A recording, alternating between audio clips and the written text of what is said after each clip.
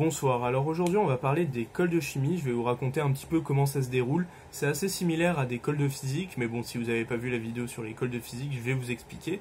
Alors déjà, qu'est-ce qu'une colle? Une colle, très rapidement, la vidéo n'est pas sur qu'est-ce qu'une colle, mais sur une colle de chimie.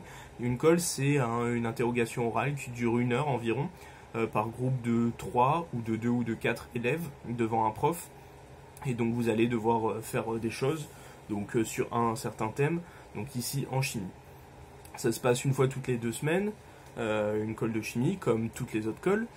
Ça peut être l'école de SI et de français, mais ça vous verrez quand je vous ferai une vidéo sur l'école de SI et sur l'école de français. Je suis en PCSI PC, enfin j'ai fini donc mon année de PC et j'ai fait PCSI avant. Alors comment ça se déroulait en colle de chimie? Donc on arrive devant le prof, on arrive pareil au tableau, on divise notre tableau en 3 ou en 2 ou en 4 selon combien on est. Et en général, on a juste des exercices à faire, donc 1, 2 ou plus, selon si le prof vous donne des petits exos ou des exos faciles ou si vous réussissez, etc. Mais en moyenne, c'est à peu près 2 exercices. Enfin, avec 2 exercices, vous pouvez avoir une note très très correcte, voire une note qui se rapproche de l'excellence, si vous réussissez bien, totalement. Vous pouvez avoir des questions de cours, ça dépend le fonctionnement de votre prof de chimie. Pour ceux qui sont en MPSI ou en PTSI, vous avez sûrement des cols de physique-chimie. Donc vous aurez de la chimie quand vous aurez des cols sur le chapitre de chimie. Il y a peut-être des profs qui font des cols avec... non, ça c'est en PSI. En PSI, vous avez des cols de chimie particulièrement, même si vous faites que de la physique-chimie en cours. Mais les MPSI et les MP, vous avez juste pas de colle de chimie, vous avez des colles de physique, et dedans, il y a de la physique-chimie. Donc si vous étudiez quelque chose sur de la chimie, je sais pas, une semaine avant la colle, vous pouvez avoir un exo de chimie et un exo de physique que vous avez fait aussi une semaine avant. Donc en parlant de ça, vous aurez des programmes de colle.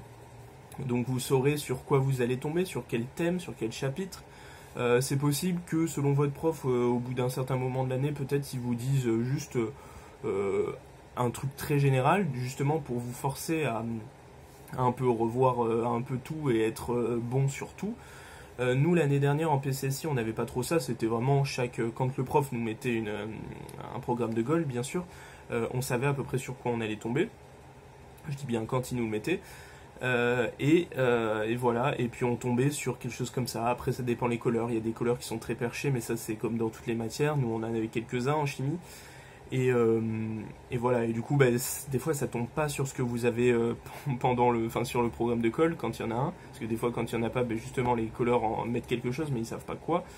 Il y a peut-être des profs qui vous mettront des trucs de 2e année déjà, nous c'est le cas aussi. Il y en a un qui nous mettait des trucs de PC alors qu'on était encore en PCSI.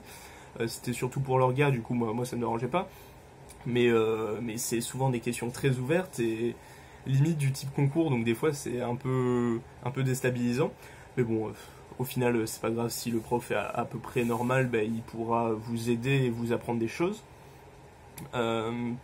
Voilà, et en PC, qu'est-ce qu'on avait? On avait toujours, notre prof qui était super bien, il essayait de nous mettre une partie orga, une partie inorga, plus ou moins.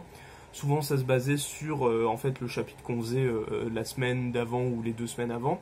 Il nous mettait souvent 2 types de chapitres, au moins, parce que des fois on faisait des chapitres un peu plus vite. Il nous alternait bien, on faisait pas pendant la première moitié de l'orga, de l'année de l'orga, et la deuxième moitié de l'année de l'inorga, donc les orbitales, les binaires, etc. Mais il nous faisait vraiment limite un chapitre de chaque à chaque fois.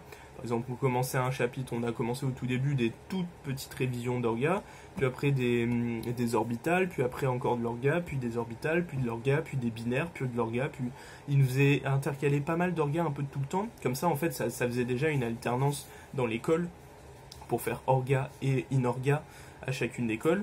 La chimie orga, qu'est-ce que c'est? C'est la chimie organique, c'est là où il y a toutes les molécules que peu de gens aiment parce que vous n'êtes pas des vrais gens. Moi j'adore la chimie orga parce que c'est trop bien, mais bon, c'est pour ça que je suis en PC en grande partie. Et donc oui, en PC on a de l'orga, c'est la seule filière en 2e année où on a de l'orga. Donc si vous aimez l'orga, elle est en PC bien évidemment, enfin ou si c'est ça que vous voulez faire en fait, parce que si vous aimez l'orga mais vous voulez faire, je sais pas, une école d'informatique vraiment pure maths, etc., elle est plutôt en MP, enfin bref, ça c'est pas le sujet de la vidéo. Oui, et ce que nous faisait peut-être au bout de la deuxième, enfin, de la deuxième moitié de l'année, notre prof de chimie en colle, il nous disait, en gros, il nous mettait quelque chose d'orga, un truc très très général, par exemple, je sais pas, les substitutions nucléophiles, élimination, protection, activation, il nous disait paf, il va y avoir de ça, pour justement nous forcer à avoir une connaissance globale et pas juste interroger sur tel chapitre où il y a telle et telle réaction que on arrive en colle, si tu les as apprises ou si tu les as comprises, quand tu arrives en colle, il peut te donner n'importe quoi, mais tu sais quelle réaction il y a, du coup c'est super facile. Et du coup, il nous faisait ça justement pour casser ce côté un peu prévisible et justement vraiment nous faire réfléchir.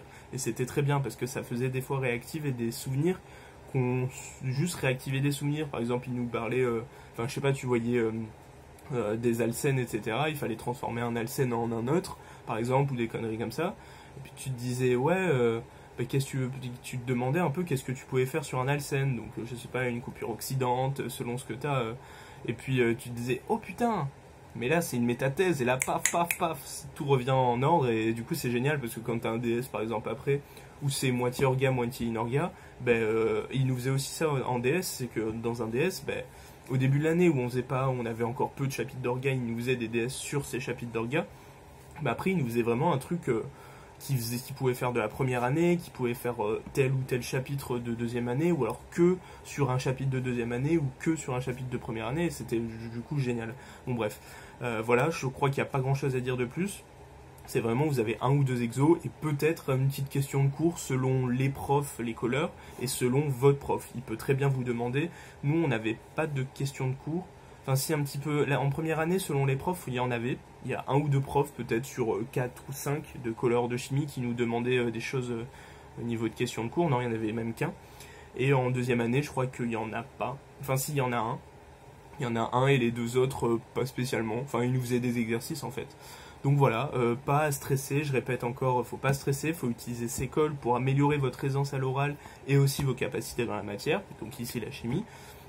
Prenez le temps, si vous tombez sur un truc que vous connaissez pas, que vous embrouillez, ou si c'est de l'orga, vous êtes en mode putain mais là je comprends pas pourquoi on le met dans ce sens-là, cette flèche, demandez au colleur, parce qu'il va vous dire non c'est pas ça, il va vous dire ce que c'est, mais si vous comprenez pas pourquoi, vous allez refaire encore la même erreur et vous allez pas comprendre en fait, parce que ça se comprend au final, l'orga, d'une certaine manière. Ça peut paraître chelou, mais sauf certains, en fait, il faut connaître un peu les réactions, etc. Mais au final, quand on connaît les bases, les trucs comme ça, les fonctionnements, après ça devient logique.